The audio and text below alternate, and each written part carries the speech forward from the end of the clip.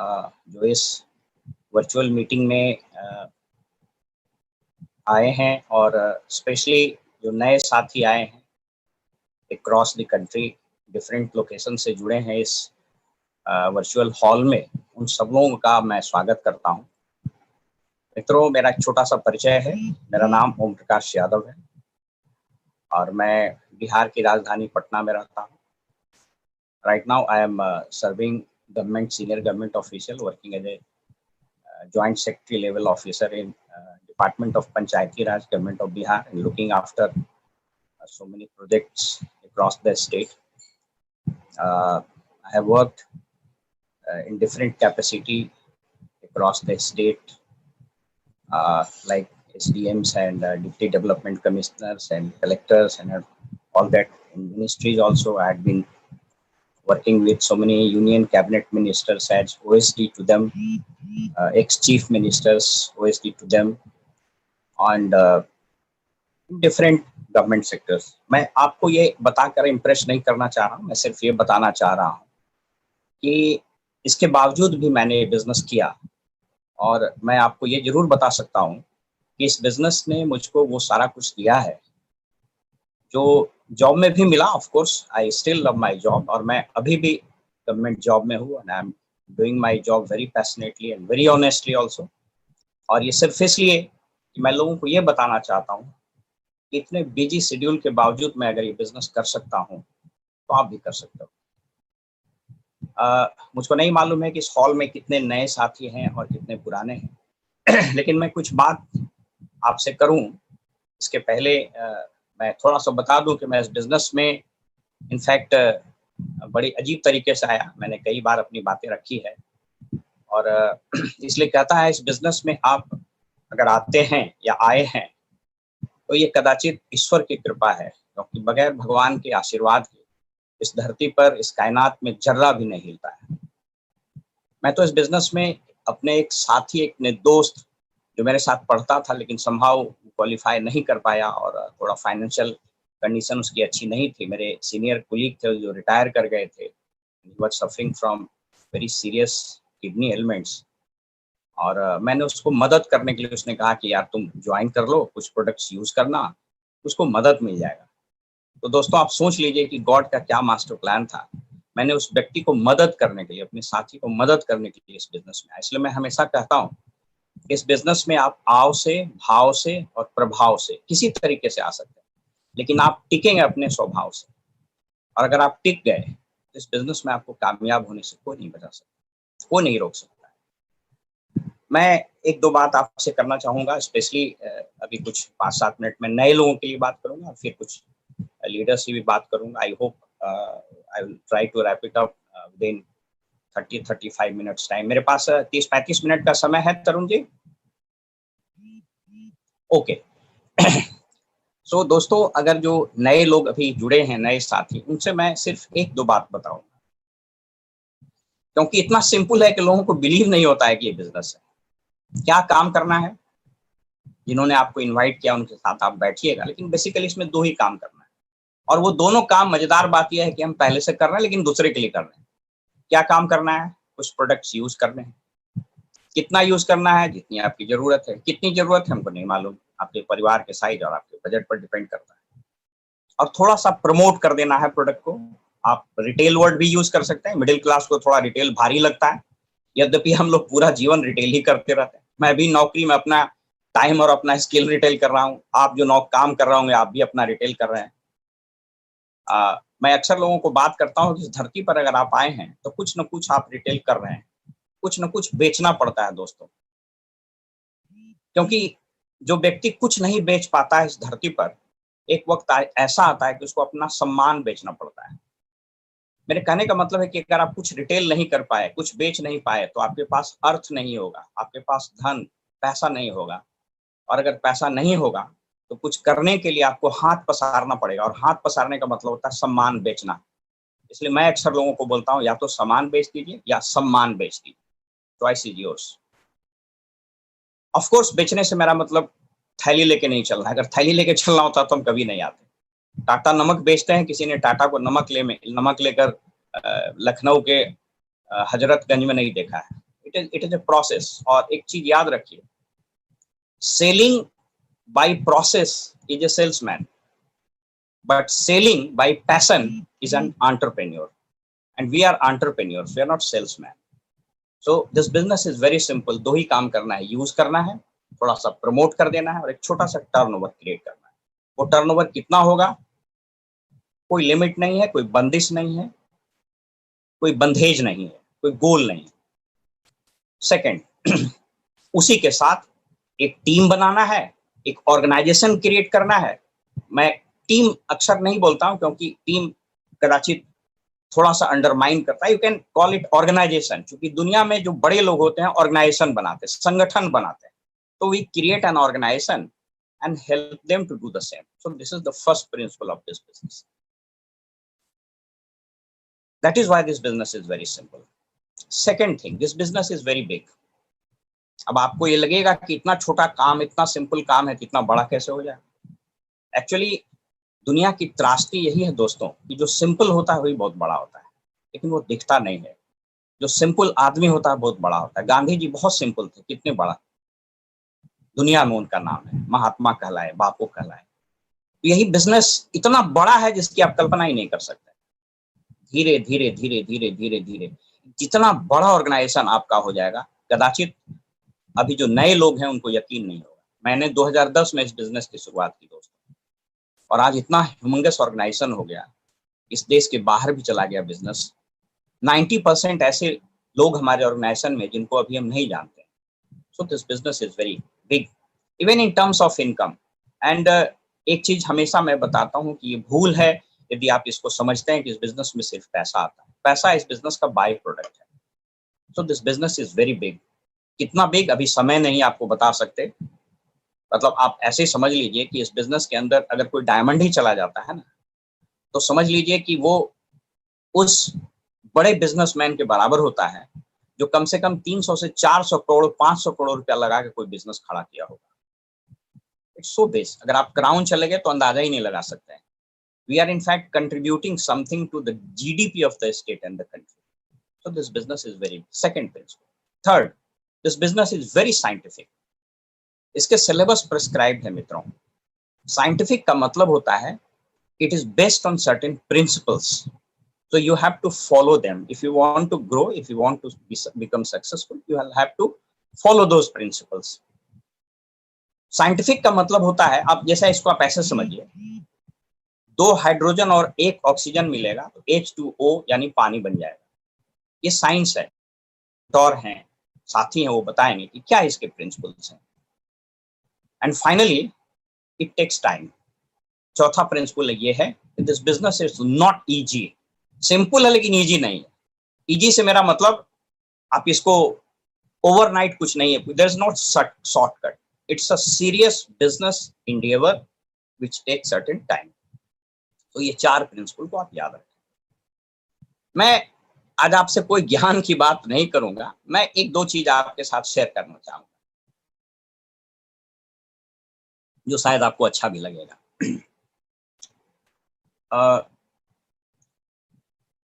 इतना तो यकीनन सब लोग मानते होंगे कि हम सभी लोग ईश्वर के संतान हैं। वो ईश्वर भगवान भी हो सकते हैं, वो खुदा भी है, वो जीसस भी है, वो वाहेगुरु, कोई भी है। हम लोग सब लोग ईश्वर के संतान हैं। और अगर ईश्वर के संतान हैं तो कोई भी पिता, कोई भी बाप अपने पुत्र, अपने संतान को दुखी नहीं देखना चाहता। तो पहली चीज ये बात आप गठरी में बांध लीजिए कि इस धरती पर ईश्वर, खुदा, ऊपर वाला, परमात्मा, परम पिता परमेश्वर किसी को भी दुखी, किसी को भी जस्ट ए मिनट, किसी को भी दुखी, किसी को भी गरीब, किसी को भी कष्ट में देखना नहीं चाहता है। और इसी को बोला जाता है principle of life. This is called life principal. और ईश्वर ने इसके लिए एक सिद्धांत प्रतिपादित किया है। God has propounded a principle and that principle is known as law of abundance, प्रचुरता का सिद्धांत। भगवान ने इस कायनात में, इस धरती पर इतने संसाधन दिए हैं, इतने संसाधन दिए हैं ताकि उसका कोई भी संतान दुखी, कमजोर, गरीब और नाखुश नहीं रहे। आपको जान करके आश्चर्य होगा, आंकड़े बताते हैं कि इस दुनिया में प्रतिदिन जितने फल और सब्जी सड़ जाते हैं, उतना फल सब्जी पूरी मानव जाति को एक दिन खाने के लिए काफी है। आप इसको समझिए, आप इसको ऐसा समझें, 3G, 4G, 5G ये क्या है? ये हवा की नीलामी है। कभी किसी ने सोचा था कि हवा से भी पैसा कमाया जा सकता है? तो ये संसाधन है। तो ईश्वर ने प्रचुरता का सिद्धांत दिया। तो इस बात को याद रखिए, दो चीज। पहला, ईश्वर आपको हमेशा खुश, हमेशा अमीर, हमेशा संपन्न और हमेशा स्वस्थ देखना चाहते हैं। अगर ऐसा आप नहीं हो पाए हैं तो इसमें ईश्वर की कोई गलती नहीं है। आपको कुछ सिद्धांतों पर चलना पड़ेगा, यकीन करना पड़ेगा। मैं उसके बारे में अभी बात करूंगा, इसलिए मैंने कहा इस बिजनेस के किसी मैकेनिक्स पर मैं आज बात नहीं करूंगा। आपके लीडर्स हैं, बताएंगे। इट्स वेरी सिंपल बिजनेस, मैंने सिंप्लीफाई करके कर ही दिया। यही दो तो काम है भाई, यूज करना है, प्रमोट करना है, रिटेल करना है, एक ऑर्गेनाइजेशन बनाना है, उसको भी यही काम सिखा देना है। जो टर्नओवर क्रिएट होगा, जस्ट ए मिनट, एक मीटिंग में भी बात नहीं कर पाएंगे। क्या है? तीन चीज याद रखिए, इस धरती पर कभी भी अन्न की, कभी भी अर्थ की और कभी भी अवसर की, तीन अ। इस धरती पर कभी भी अन्न की, कभी भी अर्थ, अर्थ मतलब पैसा, अर्थ और अवसर, अपॉर्चुनिटी की कमी नहीं हो। इस बात को आप सिर में, दिमाग में इंग्रेव कर लें, कभी कमी नहीं होगी। अगर किसी को लगता है कि वो कमी है तो उसको इंट्रोस्पेक्ट करना पड़ेगा, अपने आप में देखना पड़ेगा कि कमी कहाँ है। मैं इस बात का खुद गवाह भी हूँ। इस बिजनेस में आने से पहले मैं I am a bureaucrat, but I belong to very humble family. हमारे दादा, हमारे ग्रैंडफादर दूसरे के जमीन में काम करते थे, दूध बेचते थे। हमारे फादर गाय के बछड़े को बेच करके पढ़ाई किए, तो धनबाद चले गए, ट्यूशन पढ़ाए, वहां पढ़े। अगर प्रचुरता का सिद्धांत नहीं होता तो मेरा पिता, जिनके पिताजी दूसरे के खेत में मजदूरी करते थे, वो 14 क्वॉलेरी के मालिक कैसे हो जाते? उसके बाद क्वॉलेरी नेशनलाइज हो गई, वापस हम लोग गरीब हो गए। हमारे पिताजी उसी कोल माइंस में क्लर्क की नौकरी किए जहां वो मालिक थे। लेकिन फिर प्रचुरता का सिद्धांत मेरे पास था और फिर मैंने उस सिद्धांत पर काम किया और फिर हमारे पास वो सारे अर्थ, खुशी आई। इसलिए इस चीज को याद रखिए, अन्न, अर्थ और अवसर, इसकी कभी कमी नहीं। तो सवाल उठता है भाई कि फिर कोई आदमी क्यों गरीब हो जाता है, कोई आदमी क्यों सफल नहीं हो पाता है? कुछ लोगों के मन में सवाल आ रहा होगा ना। अगर मैं इंटरेक्ट करना चाहूं तो तरुण जी, आप, आवाज मेरी आ रही है? आप साउंड करेंगे? फैंटास्टिक। के ऊपर 11,000 वोल्टेज का हाई टेंशन वायर गुजर रहा होता है, आप लोग सब लोगों ने देखा। उसमें अथाह शक्ति, अथाह ऊर्जा, अथाह एनर्जी होता है। तो क्या किसी व्यक्ति के घर के ऊपर मात्र से वो हाई टेंशन वायर अगर गुजर जाए तो क्या आपको लगता है उसके घर में बिजली आ जाएगी? ऐसा तो नहीं होता है। आपके शहर से अगर 11,000 वोल्ट का तार गुजर गया तो इससे ऐसा थोड़ी है कि आपका फ्रिज चलने लगेगा। ठीक उसी प्रकार दो माइंड है, याद रखिए इसको। ईश्वर की जो अथाह शक्तियां हैं उसको बोला जाता है स्पिरिचुअल यूनिवर्सल माइंड। वो यूनिवर्स में अथाह शक्ति का संचार होते रहता है, ठीक उसी ग्रिड की तरह जैसे बिजली चल रहा होता है। अगर आप उस 11,000 वोल्टेज तार में तार जोड़ दीजिएगा तो आपके घर में ऊर्जा आ जाएगी। So simple, are you catching me? आ जाएगी आराम से। यहां भी वही सिद्धांत है।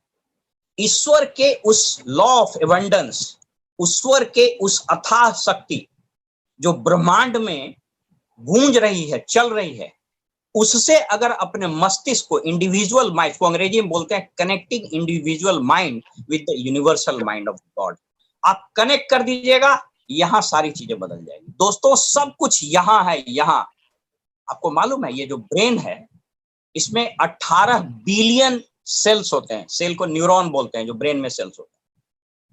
18 बिलियन का मतलब 1,80,000 लाख करोड़, और गिन नहीं पाइएगा, इतना सेल्स होता है ब्रेन में। कहता अगर इसमें ऊर्जा आ गई अगर ये इंडिविजुअल माइंड गॉड के यूनिवर्सल माइंड से कनेक्ट हो गया, उसके बाद इस धरती पर आप जो चाहिएगा वो कर लीजिएगा, जो चाहिएगा कर लीजिएगा। और मैं वही बताना चाह रहा हूँ, ये बिजनेस कोई मामूली बिजनेस नहीं है। देखने मैंने बताया ना कि इट्स वेरी सिंपल, लेकिन अर्थ उसके पीछे छुपा हुआ है, अर्थ उसके पीछे छुपा हुआ है। उस अर्थ को समझने का प्रयास कीजिए, क्योंकि इस बिजनेस में अगर आपको सफल होना है तो आपको बहुत लोगों के लाइफ को टच करना पड़ेगा। ये वो बिजनेस नहीं है कि आप 500 करोड़ रुपया लगाइएगा, कुछ लोगों को एम्प्लॉय कर दीजिएगा, प्रोडक्ट बनाइएगा, बेच दीजिएगा, राजा बन जाइएगा। यहां अगर आपको सफल होना है तो हजारों लोगों के जीवन को सफल करना पड़ेगा। मैं इसलिए नहीं कामयाब, आपके लीडर इसलिए नहीं कामयाब हैं कि उन्होंने कुछ ऑर्गेनाइजेशन क्रिएट कर दिया, नो, उन्होंने कुछ टर्नओवर क्रिएट कर दिया, नो, कुछ पैसे कमा लिए, नो, वो बाई प्रोडक्ट है दोस्तों। इस चीज को हमेशा याद रखिए, money is by product in this business. तो मैं वही बता रहा था कि इसको कैसे कनेक्ट किया जाए, क्योंकि जिस दिन ये कनेक्शन हो गया और आपका ये जो माइंड प्रोग्राम हो गया ना, उसके बाद इस दुनिया में आप इस बिजनेस को छोड़ दीजिए, जो चाहिएगा प्राप्त करिए, क्योंकि यही होता रहा है। और जिसने ऐसा किया है वही इस दुनिया में कामयाब हुआ है। तरीका क्या है, कैसे कनेक्ट कर सकते हैं, आइए मैं उसी पर बात करता हूं। कुछ स्टेप्स हैं, अगर उस स्टेप को फॉलो कीजिएगा तो ये चीजें आपको होगी और आपको बड़ा अच्छा भी लगेगा। इसलिए मैं कहता हूं इस बिजनेस में ज्यों ज्यों आप ग्रो करिएगा त्यों त्यों आप अच्छे इंसान होते चले जाइए। ये सब कुछ बदलता चला जाए। ये बिजनेस ज्ञान से नहीं चलता है। इसलिए आपको सक्सेस प्रोफाइल बताया गया होगा कि साहब इस बिजनेस में यूनिवर्सिटी का प्रोफेसर भी है, डॉक्टर भी है, कंपाउंडर भी है, बस का कंडक्टर भी है, मैट्रिक फेल भी है, मैट्रिक पास भी है। तो ऐसा क्या बात है कि भाई सब लोग कर लिया? ऐसा इसलिए हुआ कि प्रत्येक व्यक्ति जो कामयाब होता है उस अपने इंडिविजुअल माइंड को यूनिवर्सल गॉड के माइंड से कनेक्ट कर देता है। इस चीज को समझने की जरूरत है और मैं इसी पर आज बात करूं। एक बहुत बड़े लेखक हुए इस दुनिया में और कदाचित वो इस दुनिया के सबसे पहले पॉजिटिव मेंटल एटीट्यूड और इस थ्योरी पर बात करने वाले मॉडर्न वर्ल्ड के सबसे पहले लेखक और स्पिरिचुअल लीडर हुए। उनका नाम था Charles F हैनेल।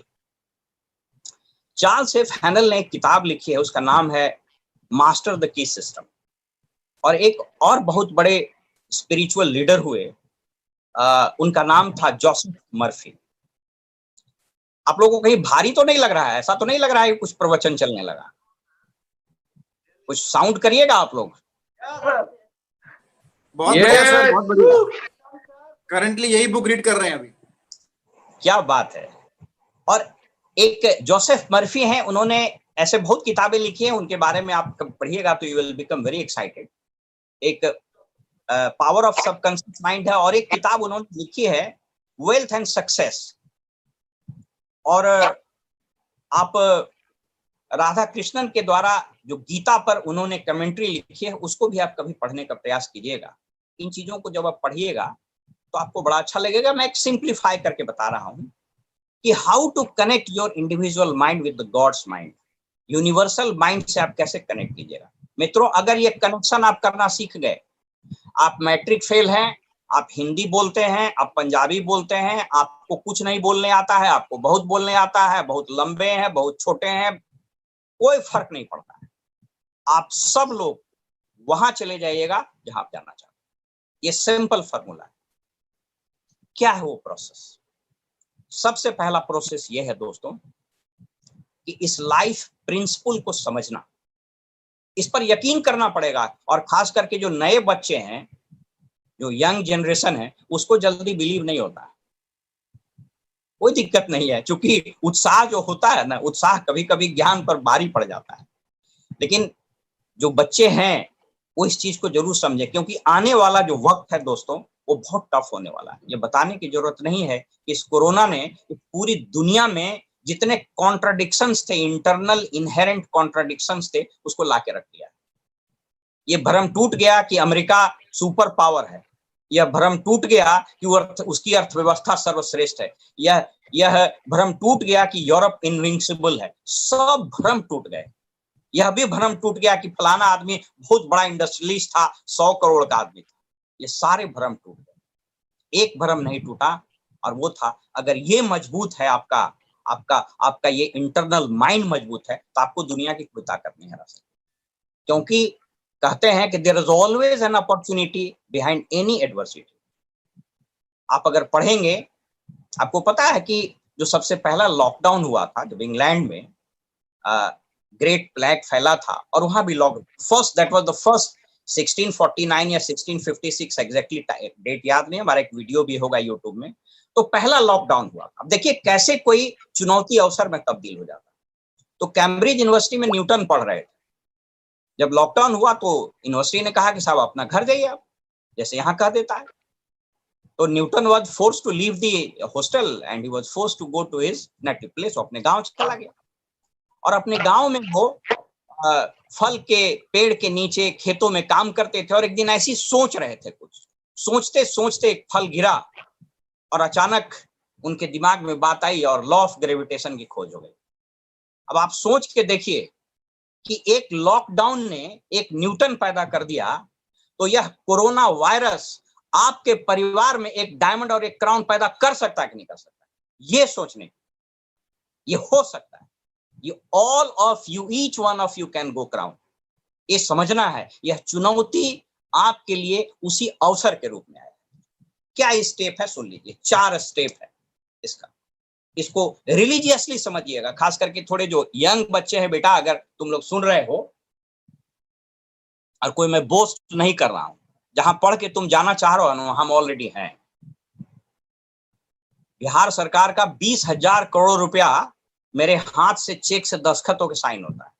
I spend 20,000 crore rupees in one particular fiscal year under my own signature. उसके बावजूद अगर ये बात मेरे को समझ में आ रही कि इसको समझने की कोशिश करो, जो नए बच्चे हैं खास करके उनसे हम कहना चाह रहे हैं, ये इस हार्श रियलिटी को समझिए। What is the first step? ये पहला स्टेप है प्रेयर। इस लाइफ प्रिंसिपल को समझना कि ईश्वर ने इस धरती पर प्रचुर चीज दिया है, अन्न का, अर्थ का और अवसर का। इस चीज को पहले समझना और इसको विश्वास करना कि this is the principle of life, और भगवान के हम संतान हैं, इसलिए भगवान ने हमको विशेष बनाया है। हर एक व्यक्ति विशेष है मित्रों, हर एक व्यक्ति यूनिक है। आपको पता है 84 मसल्स जब सिंक्रोनाइज करता है एक वर्ड निकलता है। ये आपका भी निकलता है, मेरा भी निकलता है, और नरेंद्र मोदी जी का भी निकलता है। आप इंफीरियर कैसे हो सकते हैं? So you are the unique creation of the god. इसको बिलीव करना और प्रार्थना करना, बिलीव करना कि this is the life principle. सबसे पहले इसको बिलीव करना, और सुबह और शाम प्रार्थना करना कि हे ईश्वर, सबसे पहले मुझको एक अच्छा इंसान बना दो, और उसके बाद मुझको एक अच्छा एम्बे डिस्ट्रीब्यूटर बनाओ। अच्छा बनाओ, सफल तो अपने आप हो जाइएगा। अंग्रेजी में कहावत है कि कहता है कि जब आप लग्जरी को प्राप्त करने के लिए चलिएगा तो नेसेसिटी अपने आप आ जाएगी। When you try for luxuries, necessity will come on the way. अरे भाई, अगर आप एसी लगाने के लिए सोच रहे हैं तो पंखा तो अपने आप लग जाएगा। अगर आप कार पर चलने की बात सोच रहे हैं तो 2 व्हीलर तो अपने आप आ जाएगा। अगर आपने क्राउन सोच लिया है तो डायमंड तो अपने आप चले जाएगा। So think big, think big. तो पहला प्रिंसिपल, प्रणाम कीजिए ईश्वर को, खुदा को, वाहेगुरु को, अपने इष्ट परम पिता परमेश्वर को कि हम ईश्वर आपके संतान हैं और हम आपके सिद्धांत में विश्वास करते हैं। I believe in you God. First step. Second step, अपने इस बात को अपने मस्तिष्क में इनग्रेव करना। कैसे इनग्रेव होगा? याद रखिए दोस्तों, कहता है कि the idea of wealth, the idea of law of abundance conveyed to your subconscious mind by way of repetition, number 1, faith, number 2, and expectancy, number 3. आपको रिपीट करना पड़ेगा कि हम ईश्वर के संतान और हम भी क्राउन जा रहे हैं। यूं ही स्टेज पर नहीं बुलाया जाता कि I am diamond, I am diamond. नए लोगों को लगता है चिल्लाने से होता है क्या? अरे भाई, चिल्लाने से ही होता है। तुम चिल्लाओ ना, तुम भी हो जाओगे। हम भी चिल्लाए, हम भी हो गए। This is so simple. So Second step is to convey the life principle, to convey the law of abundance to your subconscious mind by way of क्या? Repetition, by way of faith and by way of expectancy. Believe करके इन तीन से रोज बोलिए, रोज repeat कीजिए, आपके subconscious mind में चला जाएगा। आप पढ़िए सबकॉन्शियस माइंड की क्या ताकत है भाई। आप उस पर समय नहीं तो आपको मैं सबकॉन्शियस माइंड के बारे में बताता। आपको एक एग्जांपल देता हूं, अपने इस ब्रेन को ट्रेन कर लीजिएगा ना, आप कुछ भी कर सकते हैं, कुछ भी कर सकते हैं। एक एग्जांपल देते हैं। 1843 में एक स्कॉटिश डॉक्टर थे, उनका नाम था डॉक्टर जेम्स एस्डेल। वो कलकत्ता आए और वो सर्जन थे। उस जमाने में एनेस्थेसिया का खोज नहीं हुआ था, देयर वाज नो एनेस्थेसिया। तो पूरे होशो हवास में ऑपरेशन करना होता था। उन्होंने 500 ऑपरेशन किया और उसमें जो फेटल रेट था वो मुश्किल से 2% जो अभी भी है। वो कैसे करते थे? मरीज को लेटा देते थे और उसके सबकॉन्शियस माइंड में भर देते थे कि तुमको दर्द नहीं होगा, दर्द नहीं होगा, दर्द नहीं होगा। और वो सबकॉन्शियस माइंड में चला जाता था, उसको लगता था कि दर्द नहीं होगा, उसके होशो हवास में ऑपरेशन हो जाता था। This is the power of subconscious. इसको ट्रेन कीजिए कि आप क्राउन है, इसको बिलीव दिला दीजिए कि आप क्राउन है। आप डायमंड और डबल डायमंड ईडीसी तो अपने आप चले जाइए। अगर नए लोगों को नहीं समझ में आ रहा डायमंड क्या होता है, तो मैं आपको ये बता दूं दोस्त कि डायमंड का मतलब होता है जहां white money, depending upon your structure, but मोटे तौर पर डायमंड की एवरेज इनकम वैसे नहीं बताया जाता है स्टेज से, लेकिन जो नए लोग हैं उनको मैं बता दूं कि कम से कम 70-80 लाख से 1 करोड़ रुपया के आसपास होता है साल का।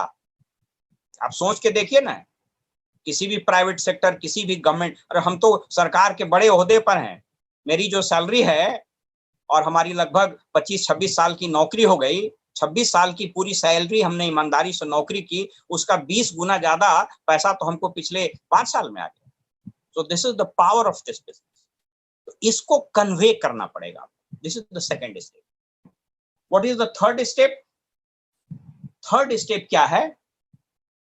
रोज रात में सोने से पहले और रोज सुबह उठने के बाद 5 मिनट के लिए हाथ जोड़कर उस परम पिता परमेश्वर से मांगिए। मांगना पड़ता है बॉस, बोलना पड़ता है कि हमको ये चाहिए, हमको ये चाहिए।